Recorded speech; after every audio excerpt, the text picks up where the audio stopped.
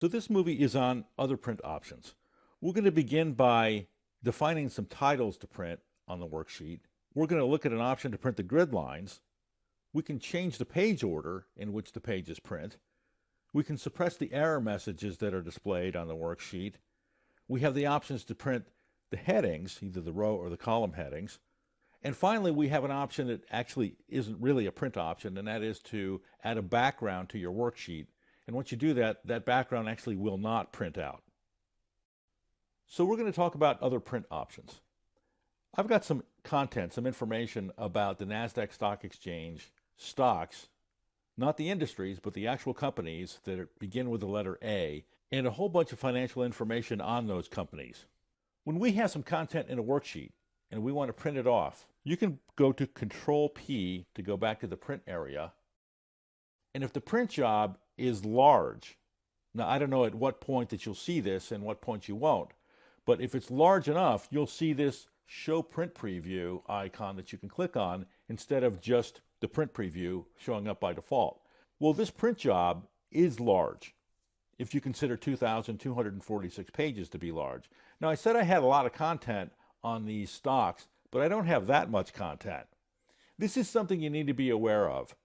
Sometimes when you put information into a worksheet and you just print it without checking it, you can end up printing a whole lot of stuff that you didn't otherwise want to print, and many times what you're going to get are blank pages. So I'm going to escape to go back into the worksheet, and I'm going to press Control A, and then while holding down the Shift key, I'm going to arrow up twice so that I can get the column header and the blank row in between the column header and the content. And I'm going to create a print area by going to the Page Layout tab, drop down Print Area, and then left-click Set Print Area. Going back to Control P, you now see we do have the print preview showing automatically, and the content on that page was actually 36 pages and not 2,246 pages. So I would have got 2,210 blank pages had I just sent this to the print job. And believe me, it's not a fun feeling to press print and then watch the page count rocket up to a few hundred as it goes to the print queue. So it's just something to be aware of. So when I look at this content, I've got the company name in column A, and then the ticker symbol, and then the industry name, and then the SIC code and a bunch of other information to the right of that. This is on page 1. If I go to the second page, by default, the second page is going to be below the first page. So Excel is going to go down and then over.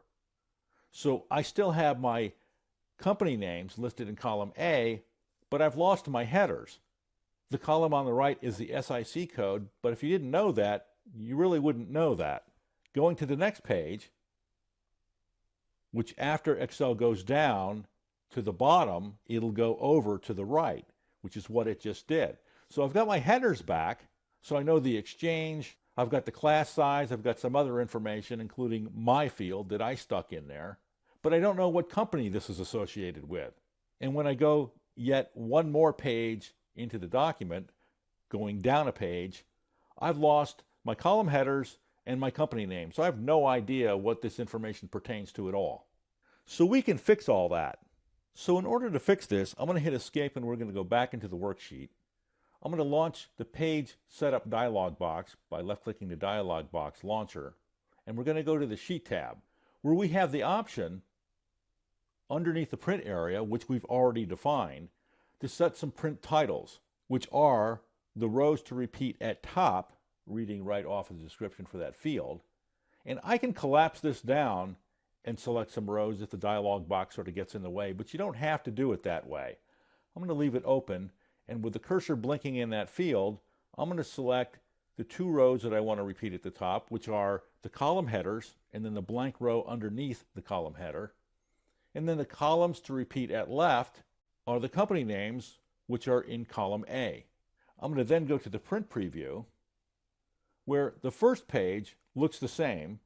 The second page, which we know we're going to go down, looks the same, except that now I have my column headers, because I selected those to be the rows that would repeat at top.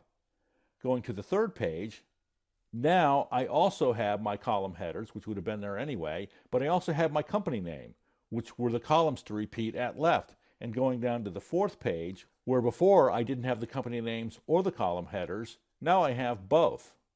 So I'm going to press Escape to get back into the worksheet, and we're going to launch the Page Setup dialog box again, and go back to the Sheet tab. So the way to get rid of the titles, the print titles, is to select them and delete them. But I don't want to do that. I want to leave them intact, and we're going to go on to look at grid lines.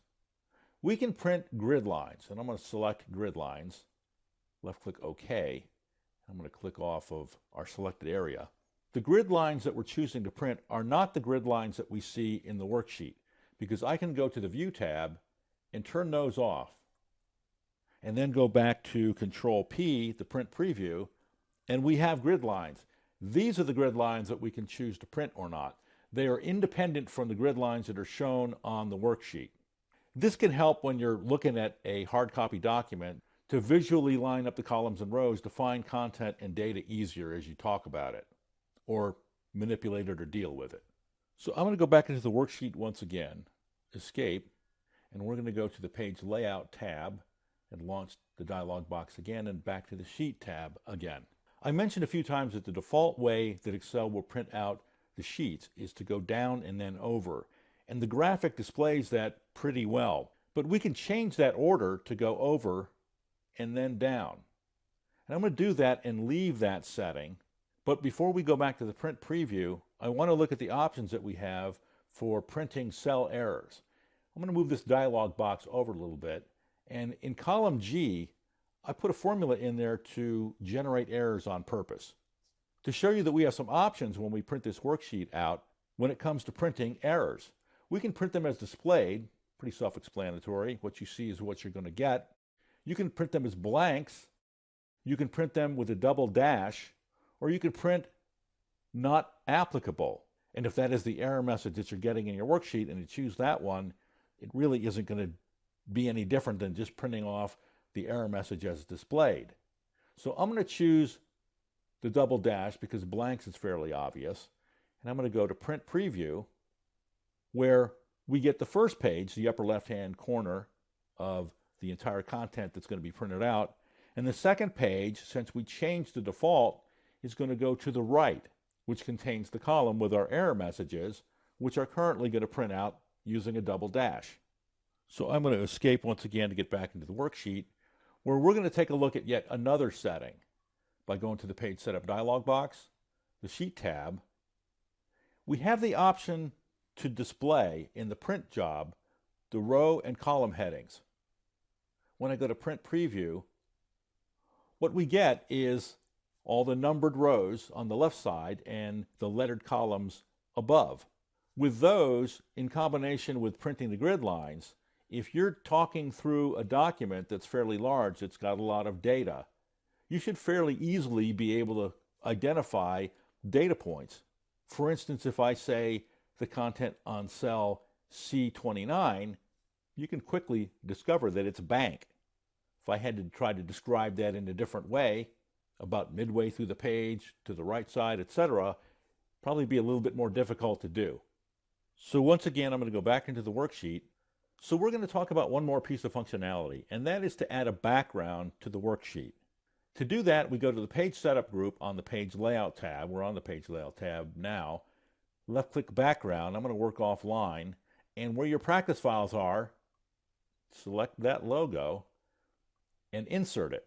There are four aspects of this I want to talk about. One is, I'm not sure it's a good idea to do this ever. You might find a reason to do it, but one of the reasons I say that is because the picture goes down not only to the bottom of the content, but to the bottom of the spreadsheet. So I'm on row 1,048,576, and my logo is there. It's everywhere. Another thing is, and I'm going to go back home to A1 by pressing Control Home, is that when I zoom out by pressing and holding the Control key down and rolling the scroll wheel on the mouse, my content shrinks, but the image, the background, doesn't shrink. Again, I'm not sure that would be what you would want either. I'm going to zoom back in by using the scroll wheel on the mouse again. Another aspect of the background is that it is subservient to the content that's on the worksheet. You can see the fill color in column G, the blue fill color, lays on top of the image that is behind it. That probably is a good idea to do that, because if you're putting a background on some content, you would want it to be actually in the background. The last thing is that this does not print out. When I press Control P and go to the print preview, you don't see the image because it's not going to print out. Escaping to get back into the worksheet, once you have a background in the worksheet, you're going to get this option to delete the background. I'm going to left click that and the background is gone. So those are some other print options. We looked at printing titles on the worksheet. We talked about printing the grid lines, which is separate from the grid lines that are displayed in the worksheet. We can change the page order.